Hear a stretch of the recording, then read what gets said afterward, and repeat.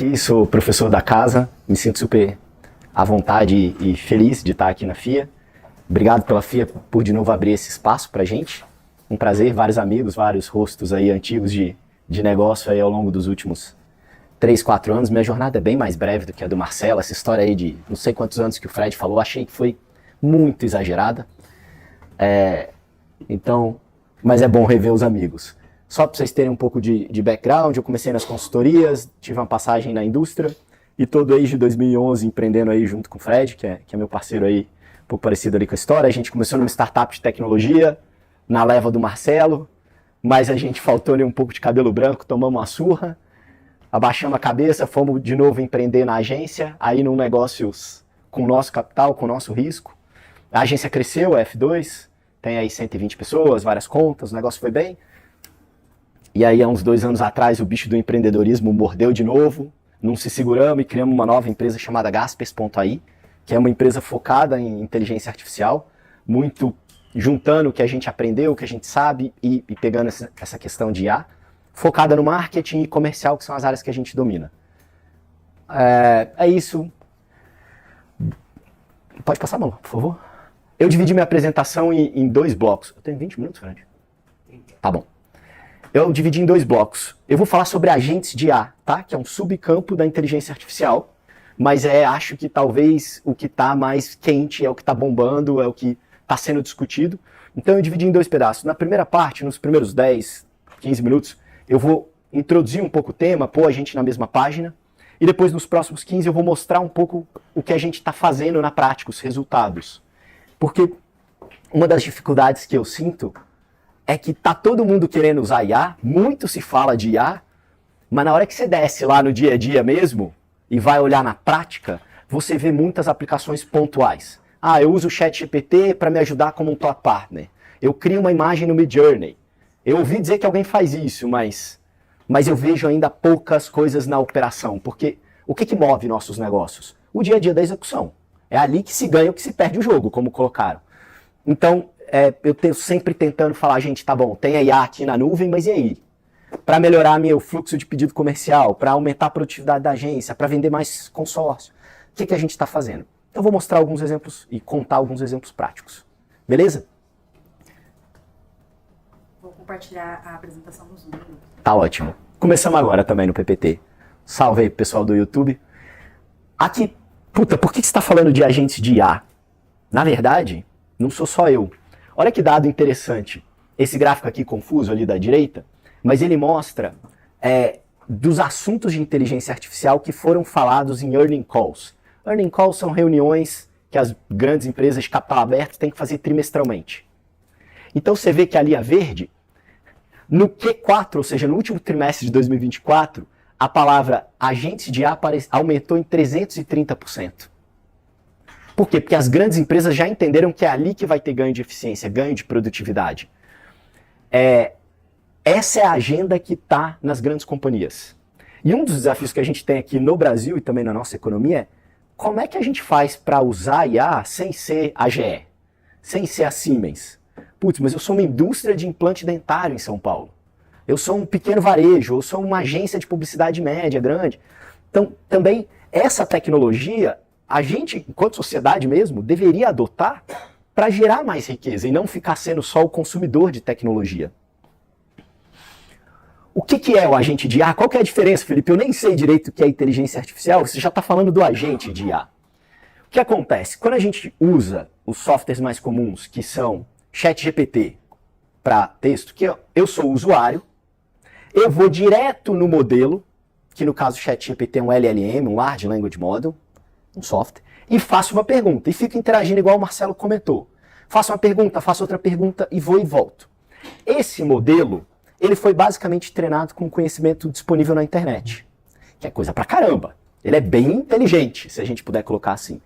Só que quando você desce no problema da indústria dentária do interior de São Paulo, ela tem um conjunto de dados, uma necessidade específica, um cenário específico, que aquele conhecimento amplo da internet não vai resolver o problema. E aí que começa o pulo do gato. Por quê? Quando eu tenho um agente, eu ganhei 2 coisas que fazem muita diferença. A primeira é que eu posso colocar um conjunto de dados específicos, secretos meus, dentro desse modelo de maneira muito simples. Então, que dados você está falando? Por exemplo, o meu backlog de vendas ou de pedidos, os dados da performance da minha campanha digital, a minha pesquisa de mercado.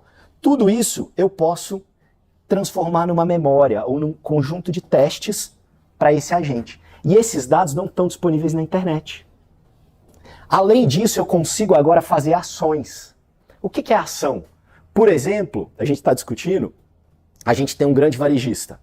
Putz, a temperatura, o clima, influencia no que ele deveria colocar na promoção. É o clássico, né? Choveu muito, tem que vender guarda-chuva. Puta, então, isso não funciona ainda muito bem no ChatGPT. Eu vou fazer uma conexão direta para ele ir lá na base do clima-tempo, pegar a previsão do tempo, olhar em relação à minha lista de produtos disponíveis, usar o treinamento, a lógica que eu coloco nele, para que ele faça a minha sugestão de produtos que deveriam estar na home do meu e-commerce amanhã.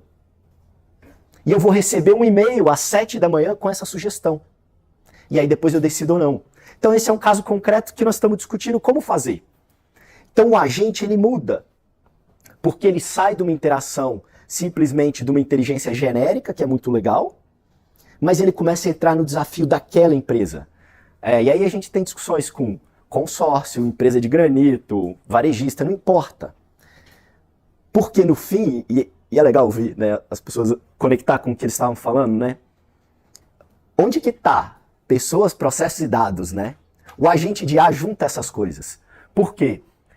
Isso aqui eu peguei agora à tarde de outras apresentações de outras pessoas. Que muito do conhecimento de ponta está nos Estados Unidos. Então, desculpa aí os slides em inglês, tá, gente? Fiz ali. Eu olhando aqui, olha esse cara, ele está falando que ele vai ter uma base de dados, ele vai ter arquivos locais, ele tem sensores, por exemplo, medindo temperatura, medindo distância que aquele caminhão andou, e vai ter APIs para se conectar com outras plataformas. Tudo isso vira massa de dado para esse agente trabalhar. Então a gente vai pular desse chat GPT genérico para um conjunto de modelos treinados para a sua empresa, para o seu departamento. Esse slide, eu estava hoje falando, mas como que eu explico para as pessoas a diferença entre o que é IA generativa, que é o Midjourney, que é o ChatGPT, para IA dos agentes, né? Então, primeiro, quando a gente fala na IA generativa, a gente está muito falando de criação, né? Criação ou reflexão. Mas precisa de você interagindo ali. Quando você fala dos agentes, já começa a ter ações autônomas, com decisões tomadas de maneira autônoma. A autonomia muda. O ChatGPT é 100% dependente do Marcelo dar um input. O agente que a gente está criando para chegar lá, todo dia de manhã ele vai disparar o e-mail. Putz, mudou. Com parâmetros que a gente definiu, mas que na empresa do Felipe não é o mesmo da empresa do João. O poder de adaptar é diferente. Ele consegue tomar ações diferentes. Então, o agente ele consegue operar sem a supervisão humana num primeiro momento. Vocês vão ver o exemplo que eu vou mostrar para vocês.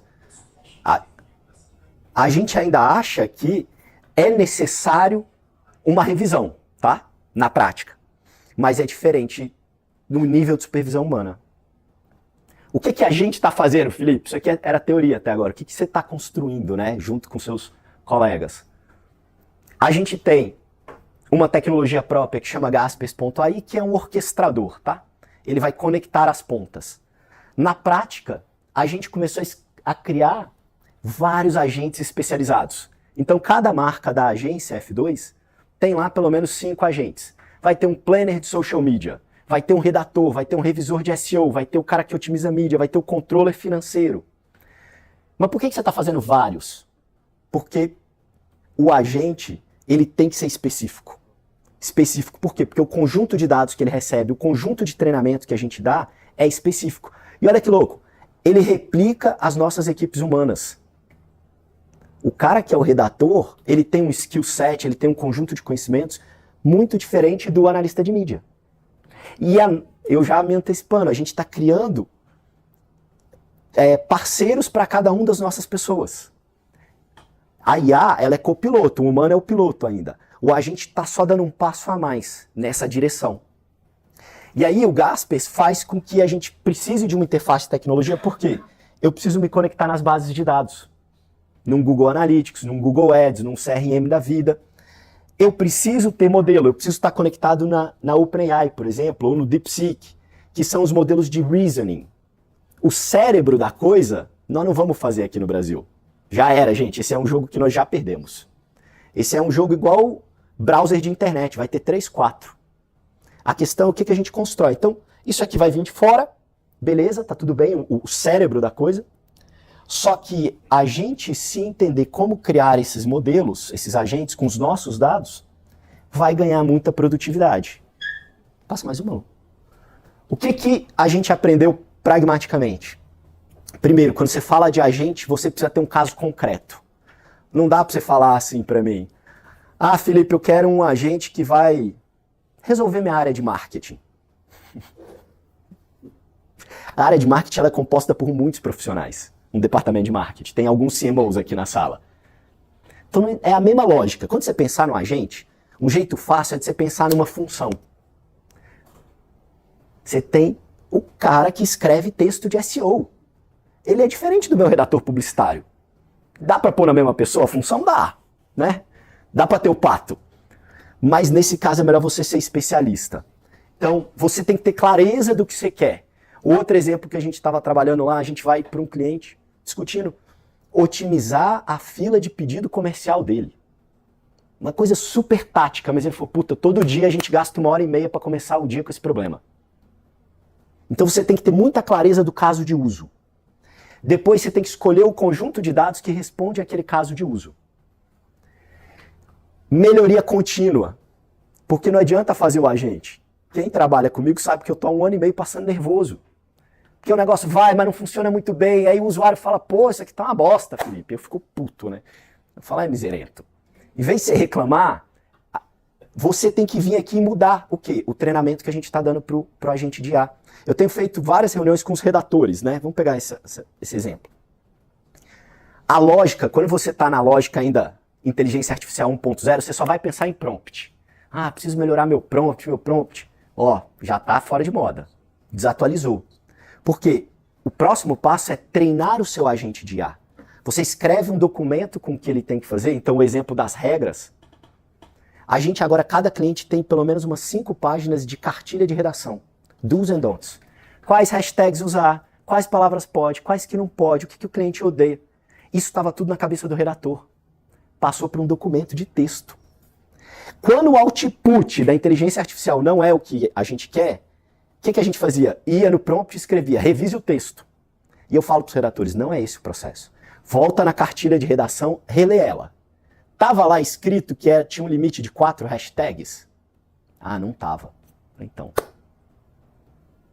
Porque tem algumas coisas que a gente pede para a inteligência artificial e recebe um output genérico. Por que o output é genérico? Porque o cérebro que está ali por trás é genérico, ele treinou na internet. Só que a MERS é bem legal e eles têm um monte de regrinhas. Então, por exemplo, caso real, se eles falam assim, ah, a gente usou um produto no rosto da pessoa que, sei lá, melhorou a elasticidade. Aí, sabe o que tem que acontecer? No post, tem que vir um rodapé lá e falar assim, ó, segundo a pesquisa de 2016 no Medical Journal, blá, blá, blá, blá, tem evidência disso, letra fina. Imagina o redator. É um Excel, gente. Tem um Excel assim, se falar tal coisa é a pesquisa número 72. Se falar tal coisa é a pesquisa 45. E se a gente erra como agência, estala o chicote. Porra, compliance, nós já falamos, tá aí. Só que o ser humano que tem que fazer isso é difícil na prática. E aí a máquina faz bem, se eu tiver os dados corretos. Porque aí ela vai olhar, putz, ele está falando, sei lá, de elasticidade da pele do rosto. Ah, é a pesquisa 72 e a 74. E aí, o redator criativo não tem que se preocupar mais com isso. Mas sim no gatilho da peça, na criatividade, no gancho, no público-alvo. E a gente ganhou produtividade, tomou menos erro, menos refação. Só o último. E esse que é não menos importante, a infraestrutura de dados. Não adianta, eu vou subir uma base de Excel. Ah, beleza. Só que amanhã já está desatualizado. Para quem trabalha com marketing digital, para quem trabalha no comercial, o dado Então a gente precisa criar uma infraestrutura de dados que de maneira automática o dado fique disponível para que o agente use aquele dado. De venda, de lead, de pedido, de Google Ads, etc. E isso é trabalhoso. Esse desafio 4 ele é muito maior do que a gente imaginava. E é aqui que entra onde também a nossa visão de negócio para o Gaspers muda. E até foi legal ouvir o Marcelo também nesse ponto. Não vai ser assim, plug and play, use a inteligência artificial. Vai precisar de uma equipe de pessoas que pega na mão e fala assim, vem aqui que eu vou te mostrar o caminho. ChatGPT tá de graça ou tá pago para todo mundo. Quais empresas adotaram de maneira sistemática? Poucas. Porque não é tão óbvio. Então você precisa de uma camada de serviço para ajudar nessa implementação.